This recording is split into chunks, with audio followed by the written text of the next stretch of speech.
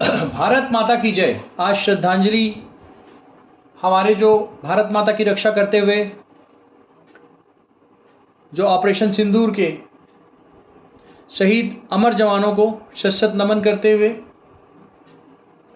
आज मैं एक चीज़ यहाँ से प्रेषित करना चाहूँगा प्यारे विद्यार्थियों। देशभक्ति की भावना प्रत्येक भारतीय के अंदर में कूट कूट कर भरी होनी चाहिए। आज हम आसानी से सो रहे हैं, अपने घर में पढ़ रहे हैं, लिख रहे हैं, और अगर आज हम अपने परिवारों के साथ शांति से रह रहे हैं तो यह सिर्फ हमारे देश के भारतीय सशस्त्र बलों के इन योद्धाओं की वजह से है, जिनकी शेरनी माताओं और शेर दिल पिता ने अपने कलेजे में पत्थर रखकर भारतीय सेना में उन्हें भेजा ताकि वो हमारी रक्षा करें, हमारी मातृभूमि की रक्षा करें, जिसमें कि अभी हमारे जो जवान वहाँ पर शहीद हो गए हैं, जो अमर जवान हैं, उनके लिए आप प्रार्थना करें कि उनके परिवार को इस दुखद घड़ी से निपटने की शक्ति प्रदान हो। If today we are living peacefully with our families, then it is only because of these warriors of Indian Armed Forces of our nation, of our country. मैं एक्स सोल्जर युवराज कुमार आर्मी से, और प्यारे साथियों, तो शुरू में ये चीज़ क्लास के स्टार्टिंग में मैं इसलिए बताना चाहता हूँ आप सभी को कि ये पढ़ाई की तरह आपके जीवन का हिस्सा है, और ज़िंदगी में सुप्रीम सेक्रीफाइस बोलते हैं। सेक्रीफाइस बहुत जरूरी। जिसने लाइफ में सेक्रीफाइस नहीं किया उसने कुछ नहीं किया। और एक सैनिक जो है सेक्रीफाइस करता है एक नेशन के लिए, ये बहुत बड़ी गर्व की बात है। और उनकी जो शहादत है वो ज़ाया नहीं जानी चाहिए। हम प्रत्येक भारतीयों को कुछ ना कुछ अपने देश के लिए करना चाहिए। आज क्लास स्टार्टिंग में मैं बताना चाहूँगा, जैसा कि इस चैनल का काम है, जो आर्थिक वर्ग से कमज़ोर बच्चे हैं, वंचित, दूर आदिवासी क्षेत्र के, जो महंगी फीसें नहीं दे पाते कोचिंग में, जिनके लिए इस चैनल ने अंग्रेजी बोलने, पर्सनालिटी डेवलपमेंट और साथ ही पीजीटी इंग्लिश की भी क्लासेस इसमें चलती है। इंग्लिश बालाजी ज्ञानगुण सागर चैनल नाम है इसका। बालाजी के नाम पर यह चैनल है, और इस चैनल का बिल्कुल निःशुल्क है। बस इसकी फ़ीस है तो इतनी है कि उसको सब्सक्राइब करना है, कमेंट करना है कि कैसा लगा पढ़ाई। सब्सक्राइब करने का मतलब आपको अच्छा लगता है, कमेंट करने का मतलब आप उसमें रुचि ले रहे हो, और लाइक करने का मतलब है आपको पसंद आया। अगर पसंद आया तो शेयर करने का मतलब है कि औरों की भी मदद करना चाहते हैं। प्रेस बेल आइकॉन का मतलब है कि आप बिल्कुल शेड्यूल टाइम में तैयार रहते हो क्लासेस के लिए। सबसे पहले मैं बताना चाहूँगा आपको, मैं भी स्टोरी एनालिसिस, अब यहाँ पर पिक्चर देखेंगे। Story analysis for watching, listening, understanding and speaking, मतलब पिक्चर को देखते हुए आपको जानना कि स्टोरी में क्या लिखा है। अब देखिए फ्रेंड्स, यहाँ पर क्या लिखा है। हम सबसे पहले इसको चित्र को समझने की कोशिश करते हैं। इस चित्र के अंदर क्या है, एक चिड़िया है, दूसरी चिड़िया से बात कर रही है ना, और लिखा है प्रयास करो, तमाशा मत देखो, है ना। इस प्रकार से एक गांव था, ऐसे करके लिखा हुआ है। अब हम अगला आते हैं टेक्स्ट पे, तो डेफिनेटली कोई बात हो रही होगी जिसमें चिड़िया होगा। Once there was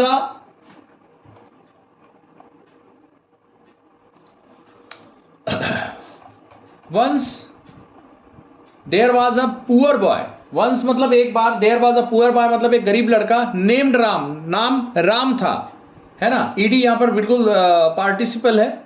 he would always sit under a tree outside his house, के नीचे बैठता था, है ना। आप इस प्रकार से कर भी सकते हैं, जस्ट लाइक मैं बता रहा हूँ, अच्छा समझ में आएगा आपको।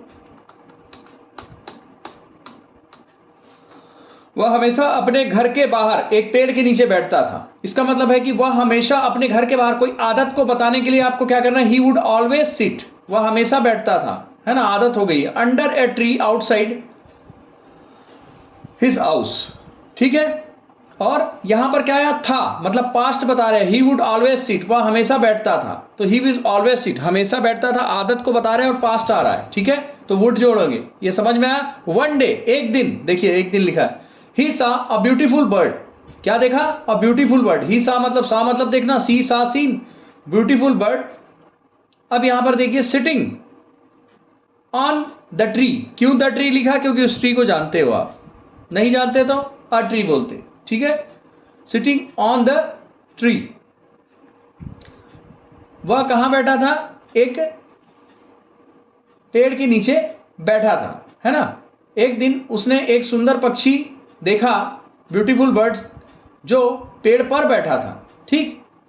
अब the bird looked very distressed. Distressed मतलब बर्ड, लुक्ड मतलब दिखा, वेरी डिस्ट्रेस्ड।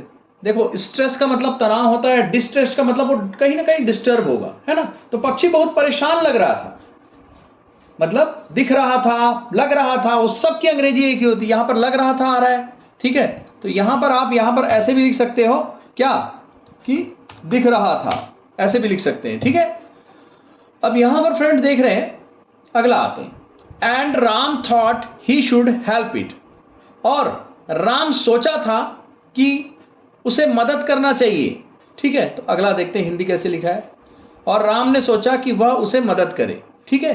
तो उसे मदद करना चाहिए या मदद करे, मतलब आप लिख सकते हैं इस प्रकार से। ही ऑफर्ड, उसने क्या ऑफर किया? क्या? The bird.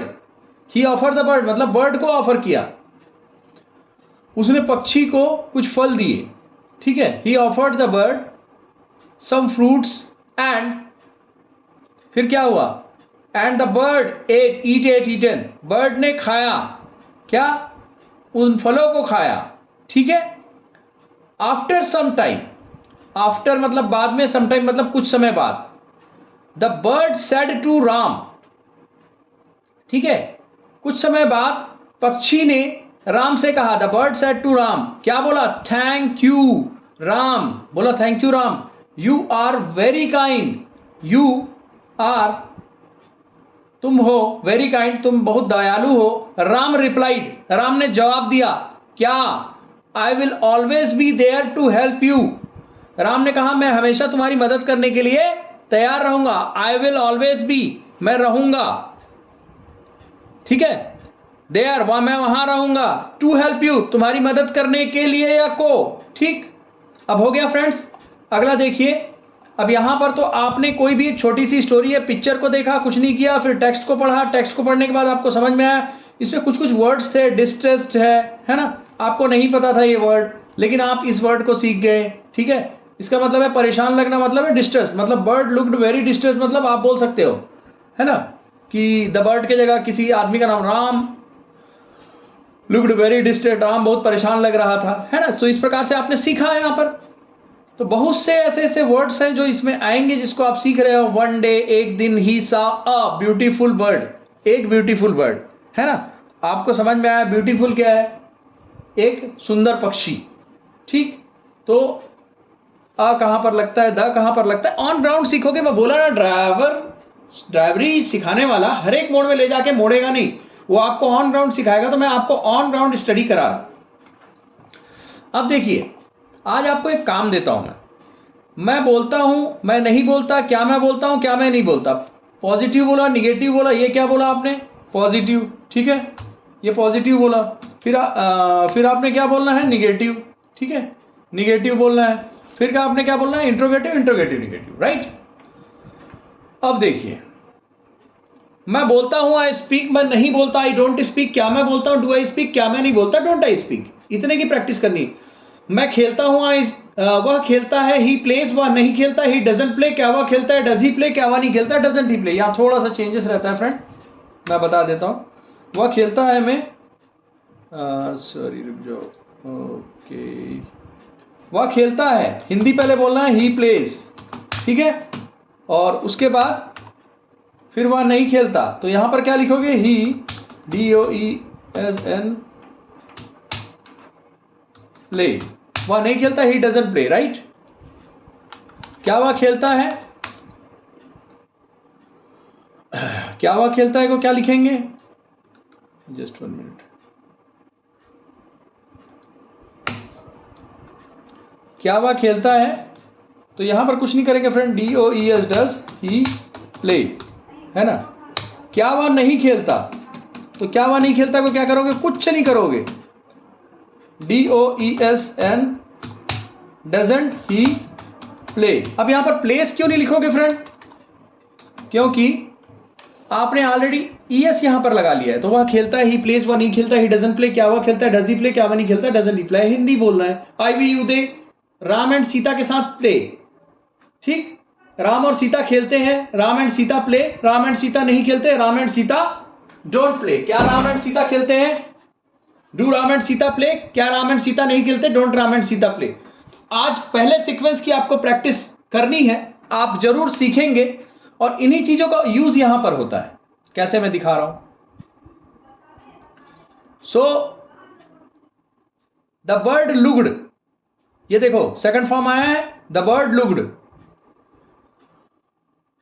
यहां पर bird, the bird looked, the bird didn't look, did the bird look, didn't the bird look. समझ में आ रहा है? इस प्रकार से।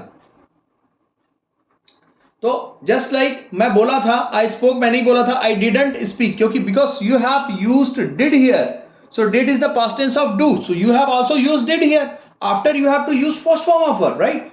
आई डिडंट स्पीक। अब सीधी सी बात है, हिंदी में बोलो मैं बोला था आई स्पोक, मैं नहीं बोला था आई डिडंट स्पीक, क्या मैं बोला था डिड आई स्पीक, क्या मैं नहीं बोला था डिडंट आई स्पीक। सेम वैसे ही फ्रेंड्स, इसको प्रैक्टिस करनी है, स्क्रीनशॉट वगैरह ले लीजिएगा। मैं बोलूंगा आई विल स्पीक, मैं नहीं बोलूंगा आई वोंट स्पीक या विल नॉट स्पीक बोलते हैं, ठीक है? क्या मैं बोलूंगा विल आई स्पीक, क्या मैं नहीं बोलूंगा won't I speak, will I not speak भी बोल सकते हो। अब देख लीजिए, फिर उसके बाद आपको ये सारी चीजें आएंगी। मंकी इज जंपिंग, सो मैं बोल रहा हूं, है ना? मंकी बोल रहा है तो मंकी इज स्पीकिंग। मैं बोल रहा हूं आई एम स्पीकिंग, मैं बोल रहा था आई वाज स्पीकिंग, मैं बोल रहा हूँ आई शैल बी स्पीकिंग, मैं बोल चुका हूं आई हैव स्पोकन, मैं बोल चुका था, देखिए था है तो हैव का पास्ट टेंस हैड आ गया, आई हैड स्पोकन। मैं बोल चुका होऊंगा, आई हैव स्पोकन में कुछ नहीं किया, यहां पर लाके यहां पर इस जगह में देखो फ्रेंड, इसमें कुछ नहीं किया, शेल लगा दिया, ठीक है? था के लिए हैड लगा दिया, बोल चुका होऊंगा के लिए शेल लगा दिया। कोई चेंजेस है क्या? नहीं है, बस यहां पर जुड़ गया है, कुछ भी नहीं। इंग्लिश इज टोटली मैथमेटिक्स, बहुत ईजी है, मैं देखो बता रहा हूं। अब उसके बाद देखिए कि मैं बोल चुका हूँ आई शैल हैव स्पोकन, मैं बोल सकता हूं, ये एक सेट है, मैं बोल सकता हूं आई कैन स्पीक, मैं बोल सका आई कुड स्पीक, मैं बोल सकता था आई कुड हैव स्पोकन, ठीक, कोई भी चेंजेस नहीं है। अगला देखिए, मुझे बोलना चाहिए आई शुड स्पीक, मुझे बोलना चाहिए था, जहां चाहिए था तो आई शुड हैव स्पोकन। मुझे जरूर बोलना चाहिए आई मस्ट स्पीक, मुझे जरूर बोलना चाहिए था या बोलना था, मजबूरी है तो आई हैड टू स्पीक, ठीक है? अब देखिए यहां पर मुझे बोलना था आई हैड टू स्पीक, मुझे नहीं बोलना था I didn't have to speak, क्या मुझे बोलना था did I have to speak, क्या मुझे नहीं बोलना था didn't I have to speak, ठीक है? अब यहां पर है मुझे बोलना है आई हैव टू स्पीक, मुझे नहीं बोलना I don't have to speak, क्या मुझे बोलना do I have to speak, क्या मुझे नहीं बोलना don't I have to speak. So these are all 17 sequences. If you will do the practice with all sequences, so definitely you will be able to form your base very strong grammatically perfectly. But I am not telling you about past tense, past indefinite tense, present tense. ये simple indefinite tense है, but मैं नहीं बता रहा हूं कि indefinite tense है कि नहीं है, या ये सिंपल पास्ट टेंस है, या ये सिंपल फ्यूचर टेंस है। So why will I tell you यार? सीधी सी बात है, मैं बोलता हूं आई स्पीक, मेरे पास पेन है, आई हैव अ पेन, मेरे पास पेन नहीं, I don't have a pen, क्या मेरे पास पेन है, do I have a pen, क्या मेरे पास पेन नहीं है, don't I have a pen. आप पूरे दिन क्या करते हो? कल आपको एक होमवर्क दे रहा हूं, आपको करना है। मैं उठता हूं I get up early in the morning, then I get down, only इतना ही बोलना। फिर क्या करते हो? उतरते हो, देन आई गेट डाउन। फिर क्या करते हो? Then I wear slippers. फिर क्या करते हो? Then I go to the bathroom. फिर क्या करते हो? Then I open the door of bathroom. Then फिर क्या करते हो? Then I go to the bathroom, then I take towel, then I take mug, then I splash water on my face, then I wipe my face from the towel. So इस प्रकार से आप जो भी है, थोड़ा बहुत गलत भी चलेगा, आप बिल्कुल बनाने की कोशिश करना, खड़े होकर बोले। देखो इंग्लिश को बोलना है तो सबसे पहली चीज है, माँ बोलना कब सीखे? जब माँ को सुने, माँ को देखे, माँ की तरह होठों का मूवमेंट करना चालू किए। आपको भी होठों का मूवमेंट करना है, साथ ही टेक्स्ट को पढ़ना है। Once there was a poor boy named Ram. He would always sit under a tree outside his house. जहां फुल स्टॉप है वहां रुकना है। One day he saw a beautiful bird sitting on the tree. The bird looked very distressed, and Ram thought he should help it. He offered the bird some fruits, and the bird ate them. After some time, the bird said to Ram, "Thank you, Ram. You are very kind." Ram replied, "I will always be there to help you." आपने हिंदी में पूरा पढ़ा। एक गरीब लड़का था जिसका नाम राम था। वह हमेशा अपने घर के बाहर एक पेड़ के नीचे बैठता था। तो वुड यूज़ किए, मतलब बार बार जो काम करते हैं उसकी आदत डालने के लिए वुड यूज़ करते हैं, ये सीखे आपने। एक दिन उसने एक सुंदर पक्षी देखा। ही सा अ ब्यूटीफुल बर्ड। वो क्या था? Sitting on the tree. पक्षी बहुत परेशान था। The bird looked very distressed, ठीक है। And Ram thought he should help it, right. ये लिखा है ना, ही शुड हेल्प इट। क्यों? निर्जीव चीजें या जंतु के लिए ईट लगाते हैं। यहां सीख रहे हो कि नहीं आप? तो ये सारी चीजें जो है ना, ऑन ग्राउंड एक्सपीरियंस आपको मिलेगा। उसके बाद कुछ समय बाद, आफ्टर सम टाइम, पक्षी ने राम से कहा, the bird said to Ram, क्या कहा? Thank you Ram. क्या बोला? You are good. लिखा है ना, यू आर वेरी काइंड। अच्छे हो, मतलब यू आर गुड भी बोल सकते हो, या आप बहुत ही अच्छे हो, वेरी काइंड, बहुत दयालु हो, बहुत अच्छे हो, मतलब एक ही होता है। राम ने कहा, Ram replied, I will always be there to help you. Cuckoo is black. कोयल काली है, कोयल काली होती है, कोयल काली ही है, कुक्कू इज ब्लैक। तो अंग्रेजी इतनी इजी भाषा है कि उसकी अंग्रेजी एक ही होती है, ठीक है। इसके अलावा आप लोगों को मैंने जो बताया था उसको करना है। सीधी सी बात है, मैं बोलता हूं, मैंने बोला था, मैं बोलूंगा, मैं बोल रहा हूं, बोल रहा था, बोल रहा हूँगा, बोल चुका हूँ, चुका था, चुका होऊंगा, बोल सकता हूँ, बोल सका, बोल सकता था, मुझे बोलना चाहिए, मुझे बोलना चाहिए था,